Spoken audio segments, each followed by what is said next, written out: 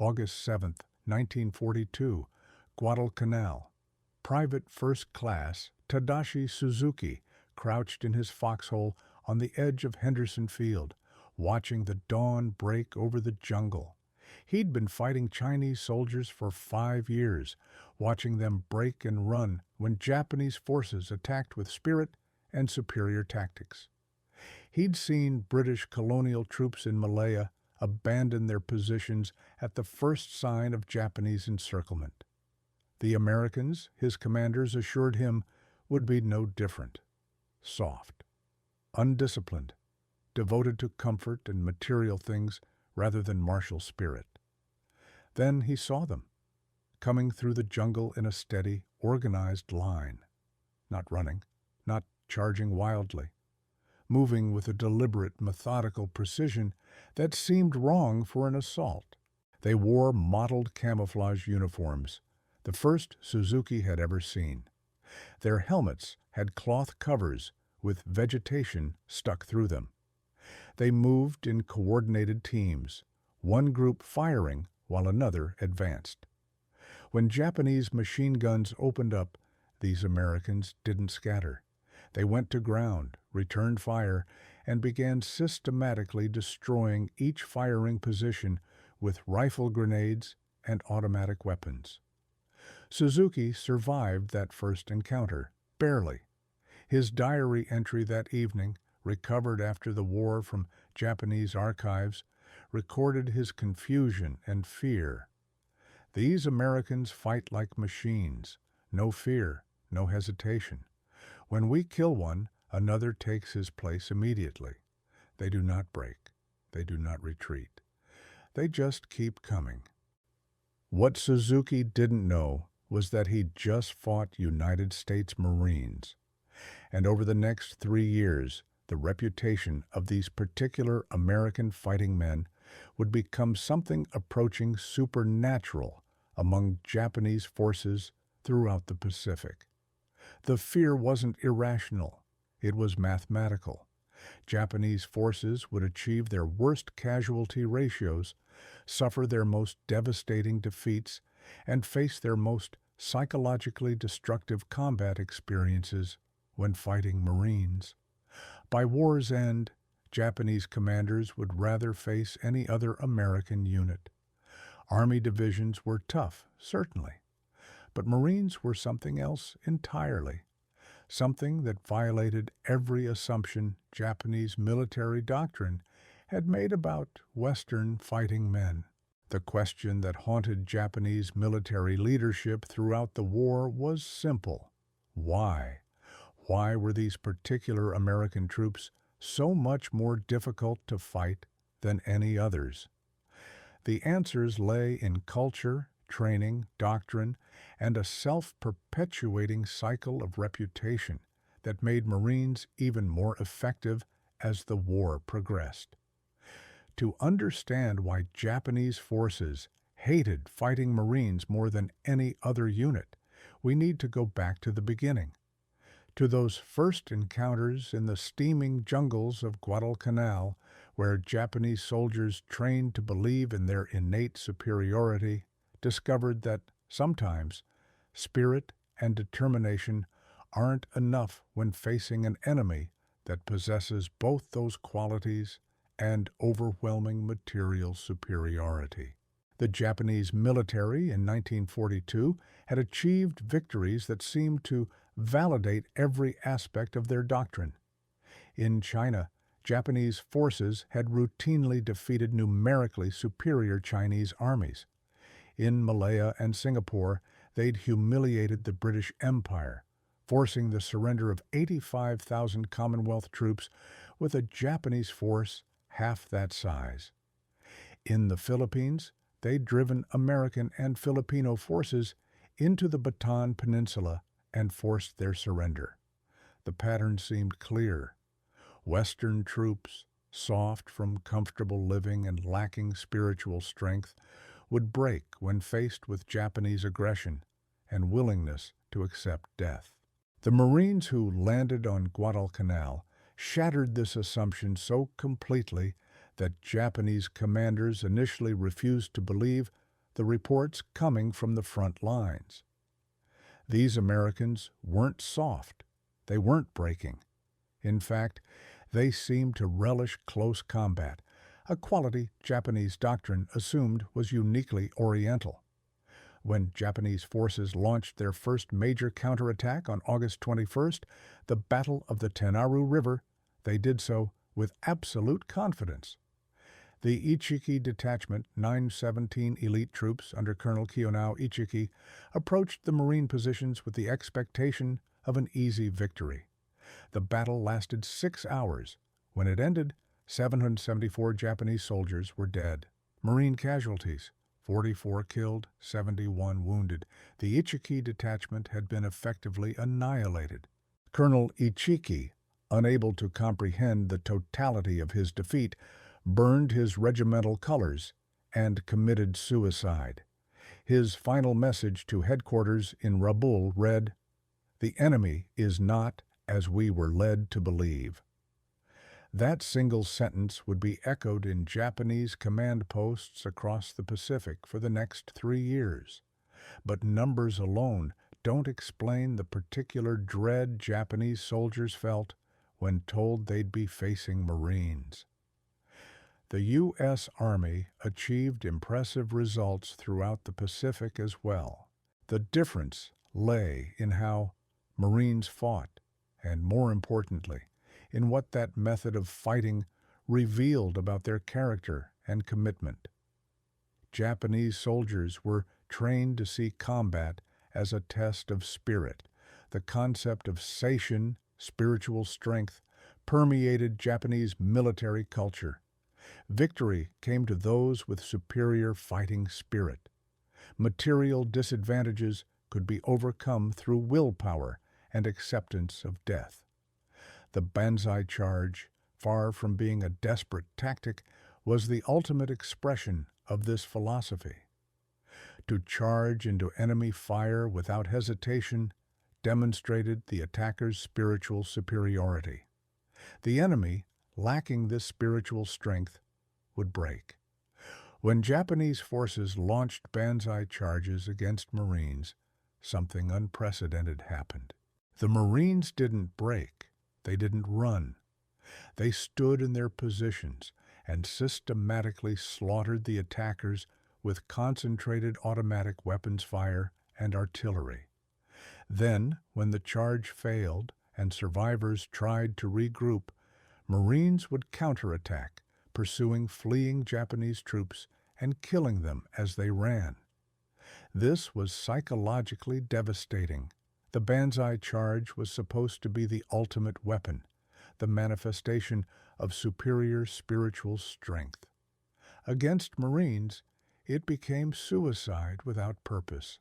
Worse, the Marines demonstrated their own form of spiritual strength that Japanese doctrine couldn't account for. They would hold positions under artillery fire that should have broken any unit. They would fight at close quarters with a ferocity that matched or exceeded Japanese aggression. And they would continue fighting when wounded in ways that seemed superhuman to Japanese observers. Corporal Isamu Nakamura fought on Guadalcanal and survived to write his memoirs after the war. His description of fighting Marines captures the psychological dimension of the conflict. We were taught that Americans loved life too much to fight to the death, that they would surrender or flee when faced with superior spirit. The Marines proved this completely wrong. They loved life, yes, but they would not surrender it cheaply. Each Marine seemed to consider it a personal insult that we were trying to kill him. They fought back with a fury that exceeded our own, and they were much better armed. That last point was crucial. The cultural and spiritual elements mattered, but they were amplified by material superiority that Japanese forces had never encountered before. In China, Japanese troops had better weapons than their opponents. In Malaya, rough parity. Against Marines, Japanese soldiers discovered what it was like to be systematically outgunned at every level of combat. The individual Marine rifleman in 1942 carried an M1 Garand, a semi-automatic rifle that fired 8 rounds as fast as the trigger could be pulled before requiring a reload. The Japanese soldier carried a Type 38 or Type 99 Arisaka bolt-action rifle that required manual cycling between each shot. In a close-range firefight, a Marine could put 8 aim shots downrange in the time a Japanese soldier fired 2 or 3. Marine squads centered around the Browning automatic rifle, the BAR, a 20-round automatic weapon that provided suppressive fire that could pin down entire Japanese platoons. Japanese squads relied on the Type 96 or Type 99 light machine gun, effective weapons but less mobile and harder to keep in action under fire. The Marines had more automatic weapons per squad, more ammunition per man, and a doctrine that emphasized overwhelming firepower. At the company and battalion level, the disparity became even more pronounced. Marine artillery, the 75 mm pack howitzer and 105 mm howitzer, could be called in within minutes of contact. Forward observers moved with the infantry, directing fire with devastating accuracy. Japanese forces had artillery too, but they lacked the communications infrastructure to employ it as effectively. More critically, they lacked the industrial capacity to provide sustained ammunition expenditure. Japanese artillery had to conserve shells. Marine artillery could fire for effect without worrying about running out. The psychological impact of this firepower disparity cannot be overstated. Japanese soldiers attacking Marine positions knew they would face a storm of fire that seemed inexhaustible. Machine guns, rifles, mortars, artillery, all coordinated to create overlapping fields of fire that made attacking a mathematical exercise in calculating acceptable losses. Except the losses were never acceptable. They were always catastrophic. Captain Tadamichi Kuribayashi, who would later command the defense of Iwo Jima, observed Marine operations on Guadalcanal as a staff officer. His report to Imperial General Headquarters, preserved in Japanese military archives, is remarkably prescient. The American Marines are not individual warriors. They are components of a machine.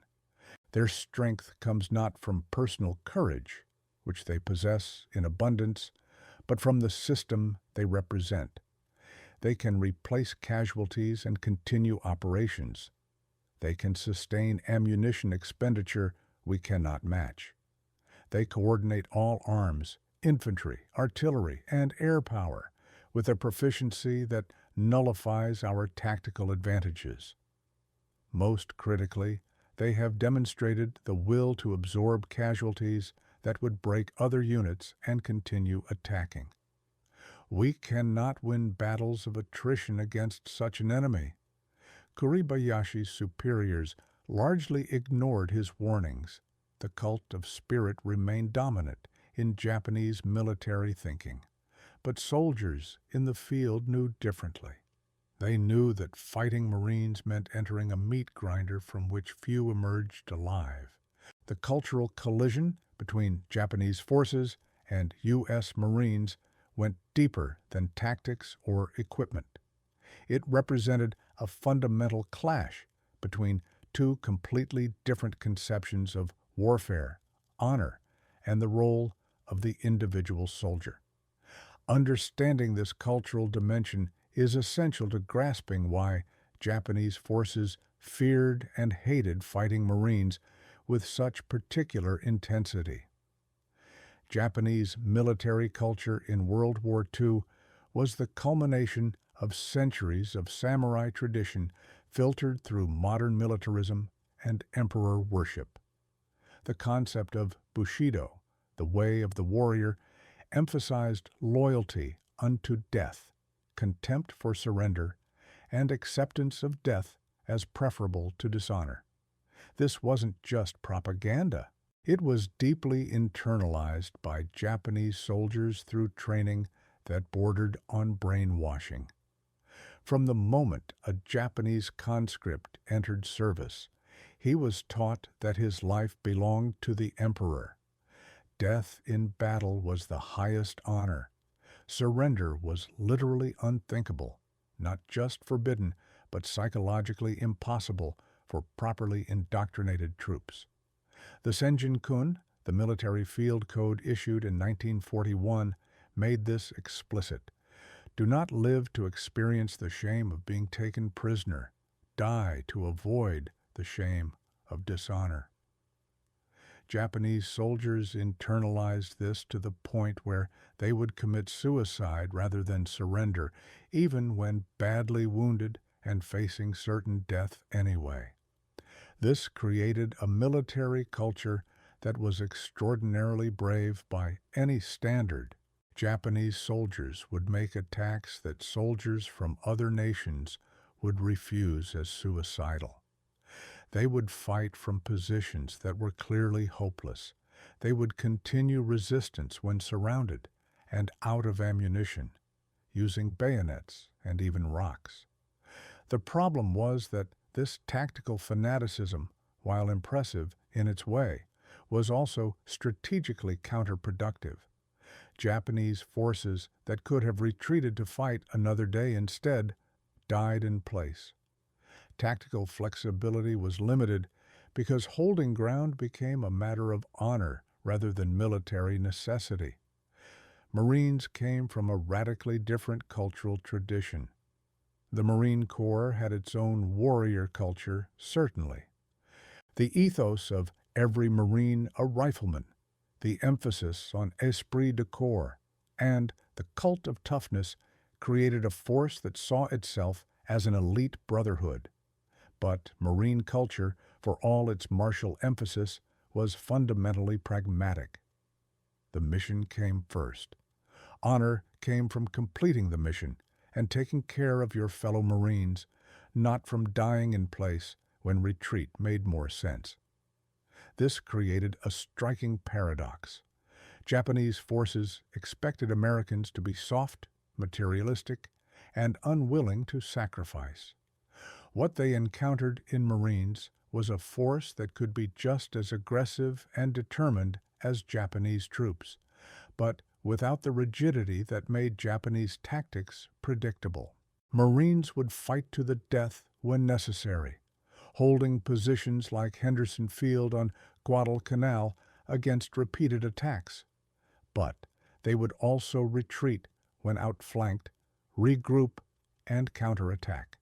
They would surrender when wounded and unable to continue fighting, seeing this not as shameful but as sensible. This pragmatism made them harder to defeat, not easier. The Japanese military expected enemy forces to operate within a framework they understood. If Western troops were cowardly, they would flee or surrender when pressed hard enough. If they were brave, they would stand and die in place like Japanese soldiers, making them easy to fix and destroy. Marines did neither. They fought with savage intensity when fighting was productive, and pulled back when it wasn't, making them maddeningly difficult to pin down and destroy. Sergeant Major Yasuo Fujimoto, who fought against both U.S. Army and Marine units, wrote in his post-war memoir about the difference. Army soldiers fought well. They were brave and well-equipped, but they fought within rules we understood. They would defend positions to a point, then retreat if things became untenable. We could predict their actions. Marines were different. They seemed to have no rules. They would retreat from one position without shame, then defend another to the last man. They would bypass our strong points. then circle back to attack them from behind. We never knew what they would do, except that it would be aggressive and deadly.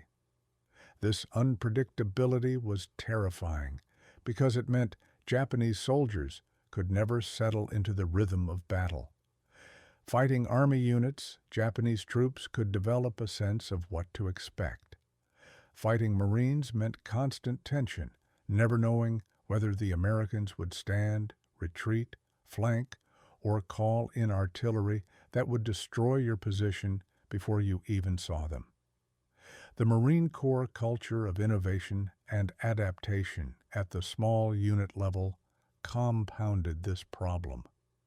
Japanese forces operated on a top-down command structure. Orders came from above and were executed without deviation.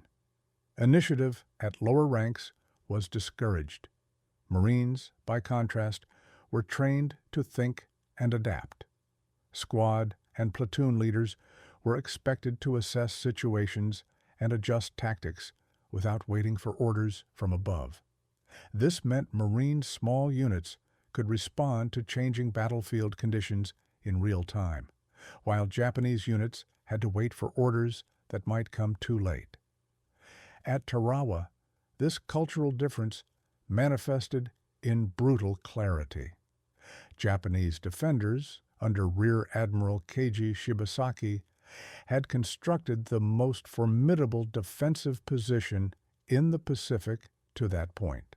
The island was a coral atoll that could be approached only across a reef, with the timing of tides determining whether landing craft could cross or would beach on the coral. The defenses included concrete pillboxes, interconnected tunnels, carefully sighted artillery, and machine gun positions, all manned by 4,236 highly trained Special Naval Landing Force troops, the Japanese equivalent of Marines. Shibasaki boasted that 1,000,000 men cannot take Tarawa in 100 years. His confidence seemed justified. The defenses were extraordinary. When the assault began on November 20th, 1943, many of the Higgins boats carrying Marines grounded on the reef hundreds of yards from shore. Marines had to wade through chest-deep water under murderous fire from machine guns and artillery. The first waves took catastrophic casualties. Over 1,500 Marines were killed or wounded in the first day alone. Japanese doctrine said this level of casualties should break the attack. The Marines should retreat, regroup, and give up on taking the island. Instead, the Marines kept coming. They waded through the water, climbed over seawalls made of coral and coconut logs, and began systematically destroying each defensive position with flamethrowers, satchel charges, and grenades.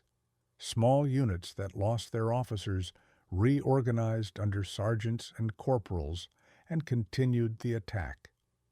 Marines from different companies that had landed in the wrong place found each other, formed ad hoc units, and attacked whatever enemy position was nearest. This kind of small unit initiative and refusal to accept defeat was psychologically devastating to the Japanese defenders. They'd inflicted casualties that should have won the battle. The Marines just absorbed those casualties and kept fighting. After 76 hours of continuous combat, Tarawa was secured. Of the Japanese garrison, only 17 soldiers and 129 Korean laborers survived. The Marines suffered 1,696 killed and 2,201 wounded, a horrific casualty rate of over 40%. But they'd taken the island. News of Tarawa's fall shocked Japan.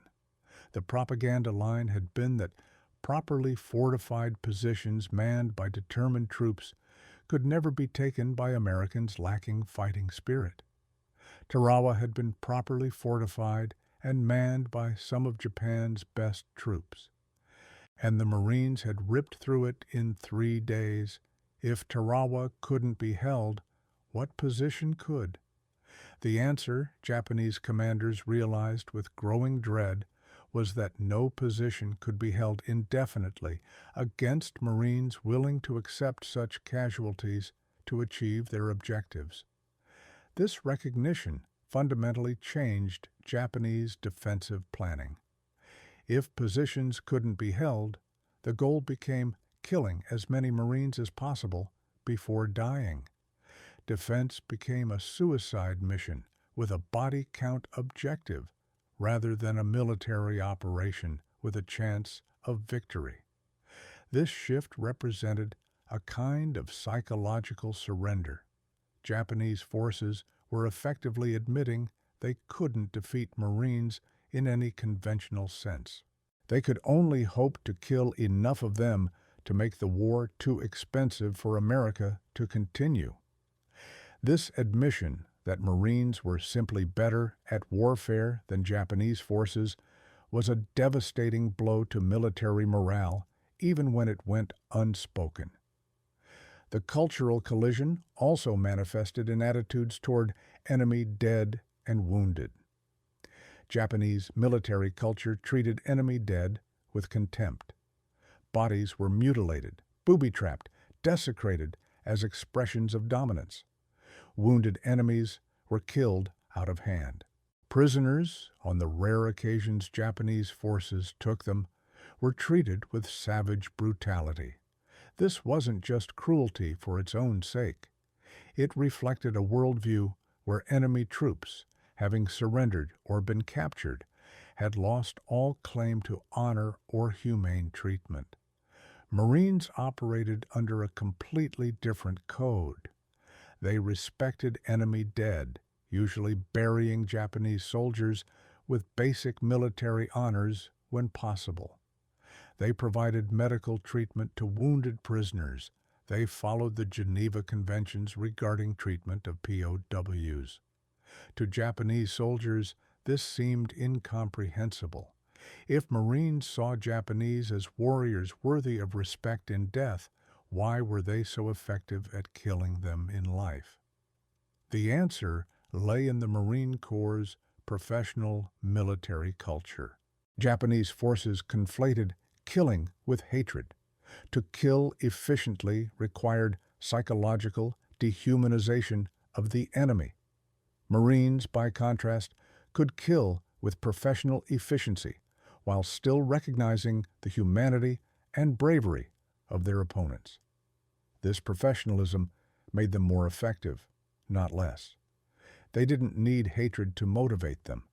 They had unit cohesion, discipline, and training. This cultural difference also affected how survivors of combat were treated.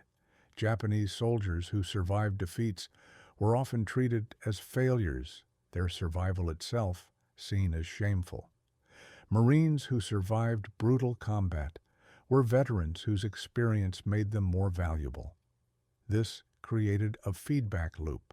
The Marine Corps accumulated combat experience and institutional knowledge, while the Japanese military, by stigmatizing survival and demanding death in place, destroyed its own experienced cadre. By 1944, the average Marine combat veteran on frontline islands had been in multiple major engagements. The average Japanese soldier was increasingly likely to be a fresh conscript with minimal training, being sent to his first and last battle. The experience gap, combined with the equipment gap, made combat encounters increasingly one-sided. The cultural collision between Bushido and the Marine Corps' warrior culture created a particular kind of bitter respect. Japanese soldiers generally held Marines in higher regard than other American troops, precisely because Marines demonstrated the kind of fighting spirit Japanese culture claimed to value. But this respect was tinged with hatred because Marines proved that fighting spirit alone wasn't enough. You also needed training, logistics, firepower, and tactical flexibility. The Marines had all of it. Japanese forces, by 1944, had only spirit. And spirit, it turned out, couldn't stop bullets or artillery shells. The differential in training between Japanese forces and U.S. Marines was one of the most significant factors in combat effectiveness, and one of the least understood by Japanese commanders until it was too late. On paper, Japanese infantry training appeared rigorous, even brutal. The reality was that it produced soldiers who were physically tough and mentally indoctrinated, but often tactically inflexible and poorly prepared for the kind of warfare they'd face against Marines. Japanese infantry training in the early war years was comprehensive by the standards of the era. Conscripts underwent 6 months of basic training that emphasized physical conditioning, bayonet drill, marksmanship, and spiritual indoctrination. The physical component was genuinely demanding. Soldiers were expected to march 25 miles in full equipment without falling out. They practiced hand-to-hand combat and bayonet fighting until it became reflexive. Physical punishment for minor infractions was routine and accepted as part of building mental toughness. The marksmanship training, however, had significant limitations. Ammunition was expensive, and the Japanese industrial base couldn't match the lavish expenditure American forces devoted to training. A Japanese conscript might fire only 150 to 200 rounds during basic training. This was enough to achieve basic proficiency with the rifle, but not enough to develop the kind of instinctive marksmanship that comes from thousands of practice rounds. More critically, Japanese training emphasized aimed fire at stationary targets. Moving targets, snap shooting, and fire and movement tactics received less attention. The spiritual indoctrination component, while effective at creating soldiers willing to die, had the unintended consequence of reducing tactical flexibility. Soldiers were taught that Japanese forces were inherently superior, that spirit could overcome material disadvantages, and that death was preferable to tactical retreat. This created troops who would fight with fanatical determination, but who often lacked the judgment to know when to disengage and regroup. By contrast, Marine Corps training in World War II was the most comprehensive infantry training program in the world, and it only got better as the war progressed. The 12-week boot camp at Parris Island, or San Diego, was deliberately designed to be more psychologically and physically demanding than combat. The goal was to create Marines who could function under any stress because they'd already survived worse than anything the enemy could throw at them. Marine training began with complete destruction of the recruits' civilian identity. The drill instructors, legendary for their creativity in inflicting misery within regulations, subjected recruits to constant stress, sleep deprivation, physical exhaustion, and psychological pressure. This wasn't cruelty for its own sake. It was a systematic program designed to identify recruits who would break under stress and wash them out before they reached combat, while simultaneously creating unbreakable bonds between those who survived. The physical conditioning was extraordinary. Marines were expected to run 5 miles in under 40 minutes in combat boots. They could do 20 pull-ups, 100 sit-ups, and complete an obstacle course that simulated combat conditions. More importantly, they learned to function while exhausted, hungry, and under stress.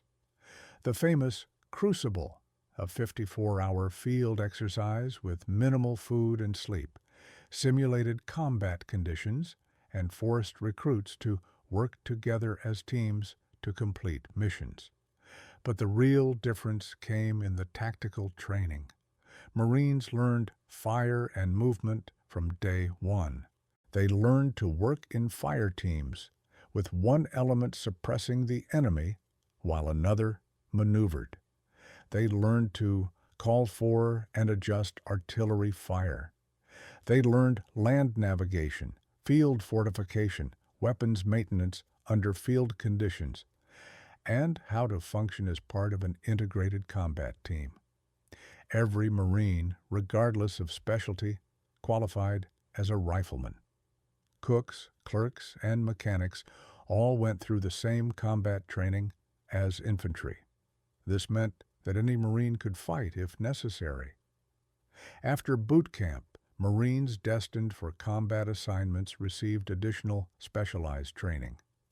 Infantry Marines went through advanced infantry training that included live fire exercises with mortars, machine guns, and grenades, and they practiced amphibious landings, jungle warfare, and night operations. By the time a Marine reached a combat unit, he'd fired thousands of rounds in training, worked with every weapon system in the Marine arsenal, and understood combined arms tactics at the squad and platoon level. The ammunition expenditure difference was particularly significant.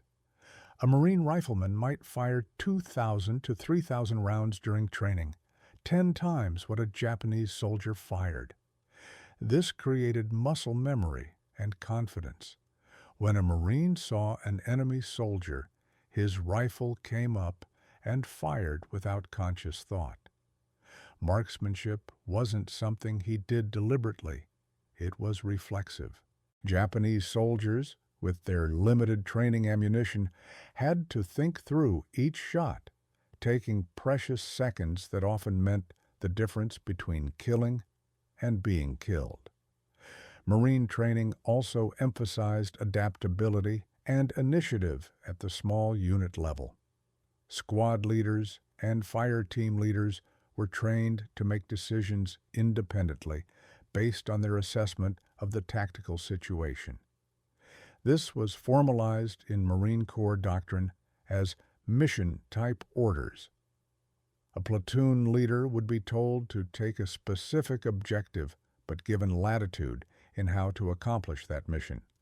This encouraged creativity and allowed Marines to exploit opportunities as they arose.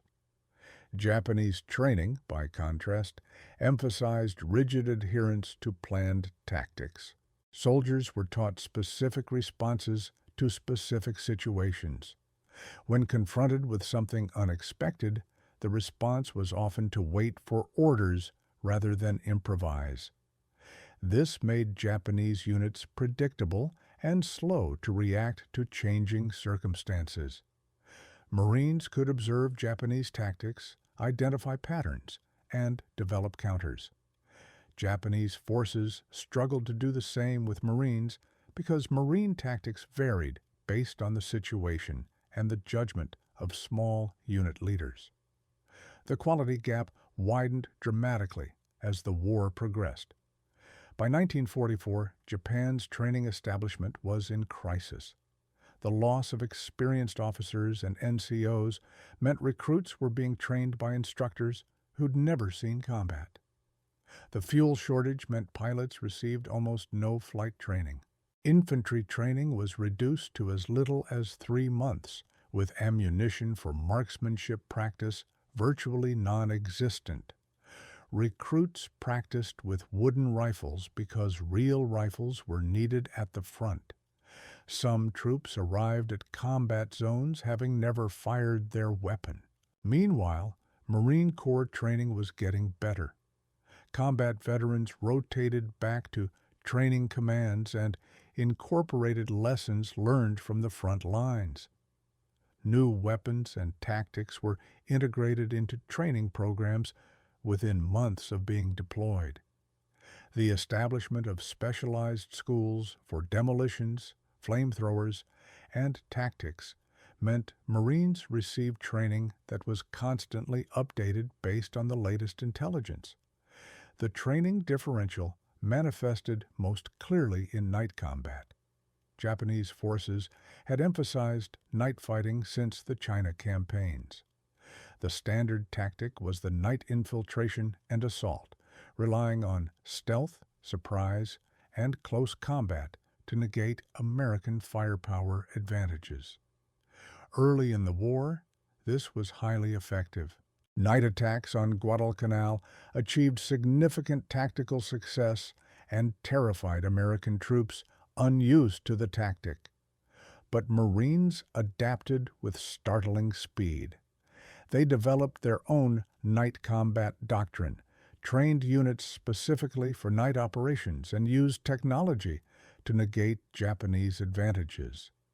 Illumination shells, trip flares, and carefully coordinated fields of fire turned night attacks into killing zones.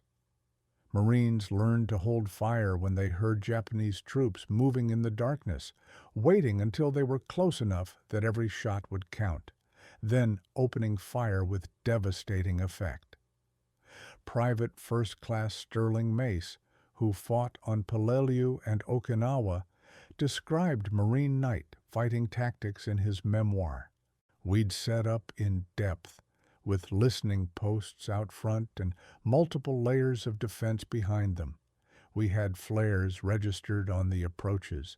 When the Japs attacked at night, we'd let the first wave get close, then pop the flares and open up with everything.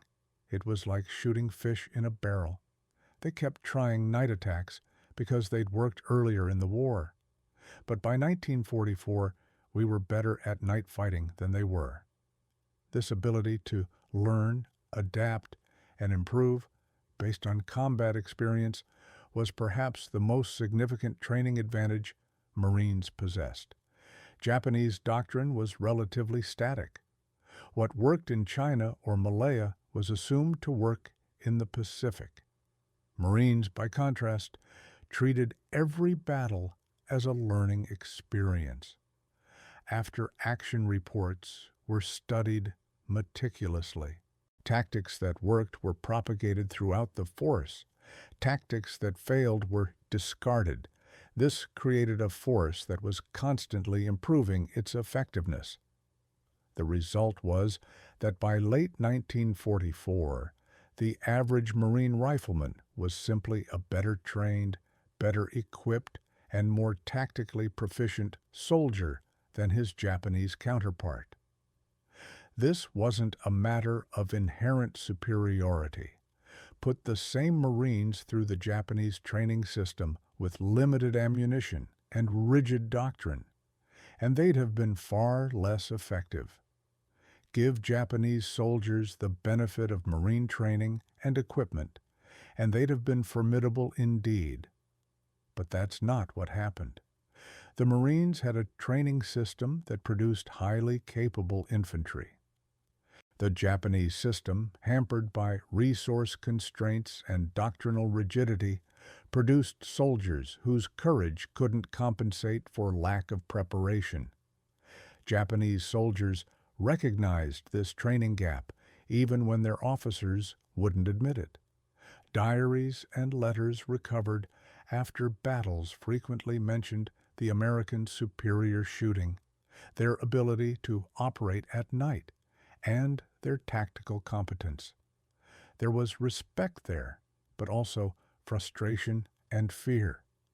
Fighting an enemy who was not only better equipped, but also better trained, meant that Japanese forces rarely had any advantage to exploit. Spirit and determination couldn't overcome being outshot, outmaneuvered, and outfought by men who'd spent months training for exactly this kind of combat. When Japanese soldiers learned they'd be facing Marines, they knew they'd be fighting the best trained infantry in the American military. That knowledge, combined with the awareness of Marine firepower and reputation, created a psychological burden that sapped morale before the first shot was fired. The training differential meant that combat between Marines and Japanese forces wasn't a fair fight. It was a professional military force against brave but inadequately prepared conscripts. And the results showed it in every battle. in casualty ratios that consistently favored Marines even when Japanese forces had defensive advantages. The tactical nightmares Japanese forces faced when fighting Marines went beyond just superior training and equipment.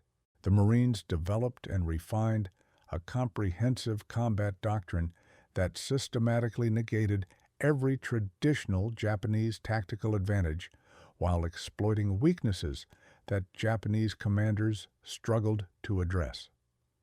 Understanding these tactical innovations explains why Japanese forces came to dread Marine combat encounters with such visceral intensity. Japanese infantry tactics in World War II had evolved from successful campaigns in China and against colonial forces in Southeast Asia. The doctrine emphasized aggressive offensive action, infiltration, envelopment, and shock assault. The fundamental assumption was that aggressive action by motivated troops would overwhelm defensive positions. Night attacks and bayonet charges weren't desperate measures but core tactical approaches designed to bring Japanese strengths, individual soldier aggression, and willingness to accept casualties to bear while minimizing exposure to enemy firepower. These tactics had worked brilliantly against Chinese forces that often lacked the cohesion and firepower to stop determined attacks.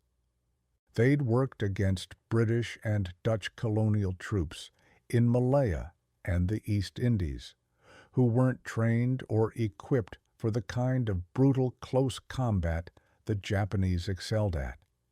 Even early encounters with American forces in the Philippines saw Japanese tactics achieve significant success. Then came the Marines, and suddenly nothing worked the way it was supposed to. The tactical problems started with the basic Marine defensive posture. When Marines established defensive positions, they did so with an attention to detail that Japanese forces had rarely encountered. Positions were carefully sited to provide interlocking fields of fire. Machine guns were positioned to cover the most likely avenues of approach, with clear lanes of fire that had been measured and registered. Artillery and mortar positions were prepared with pre-plotted defensive fire plans that could drop shells on any approach route within seconds of a call for fire. More critically, Marine positions were defended in depth. The positions Japanese scouts could identify were often just the outer edge of a defensive network that extended hundreds of yards back. Attacking the visible positions meant walking into a carefully prepared kill zone where every weapon had a specific sector of responsibility and every approach was covered by multiple overlapping fires. Japanese tactics emphasized finding and exploiting weak points in enemy lines. Against Marines, there often weren't weak points to exploit. The doctrine of every Marine a rifleman meant that even headquarters units, supply personnel, and artillery crews could fight as infantry if their positions were attacked.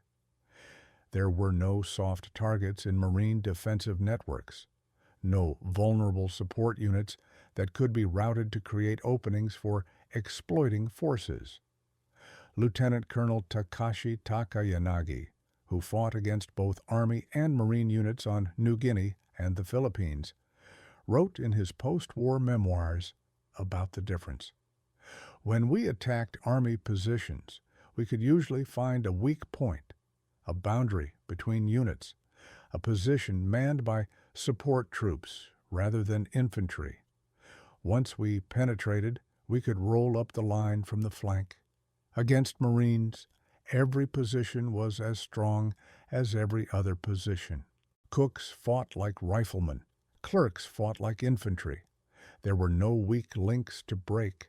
The Marine offensive doctrine was equally frustrating for Japanese defenders. Rather than simply advancing in lines and trading casualties for ground, Marines employed sophisticated fire and maneuver tactics that Japanese forces struggled to counter.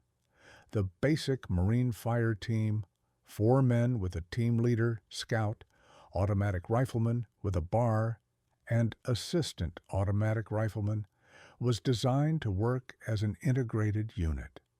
One element would suppress enemy positions with automatic fire, while another bounded forward.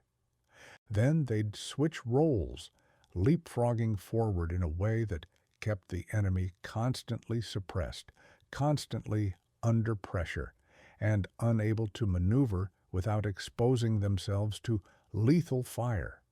Japanese soldiers found themselves pinned in positions they could neither abandon nor successfully assault.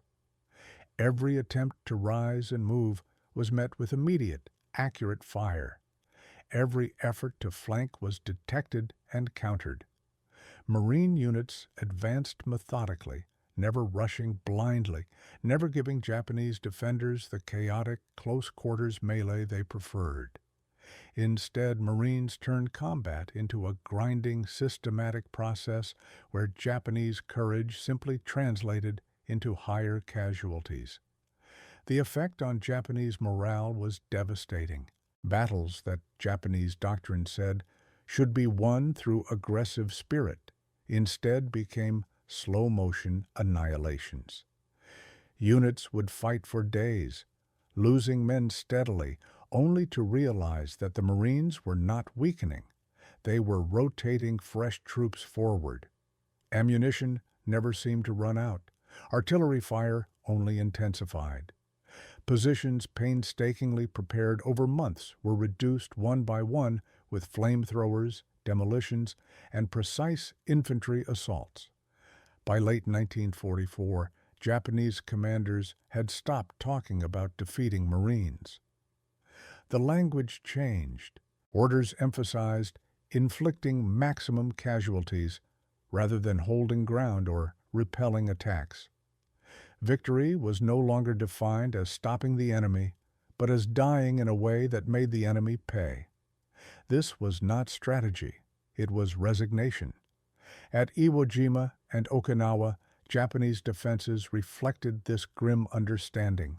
Gone were the banzai charges, gone were attempts to throw the enemy back into the sea. Instead, Japanese forces dug deep, hiding in caves and tunnels, emerging only to ambush Marines at close range before retreating underground.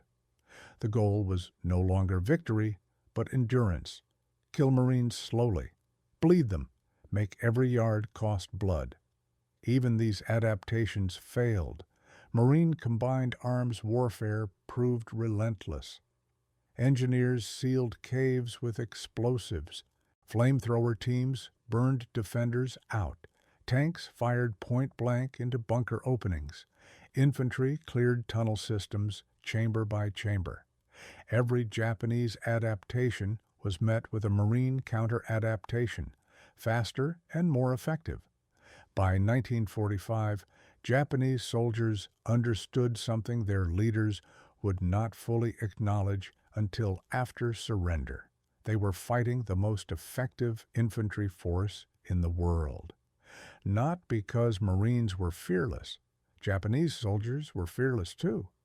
Not because Marines were cruel. Japanese soldiers could be equally ruthless.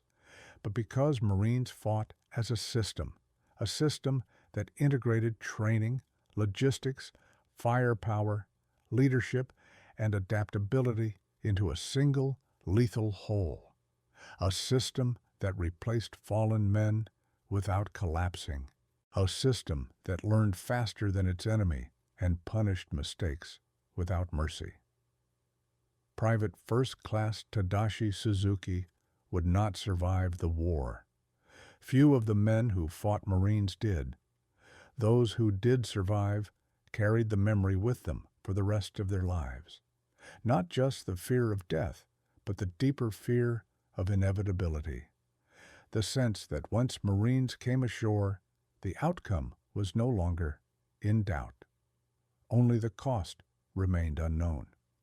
For Japanese soldiers, fighting Marines was not like fighting other enemies. It was not a contest of will. It was a collision with modern warfare in its most perfected form.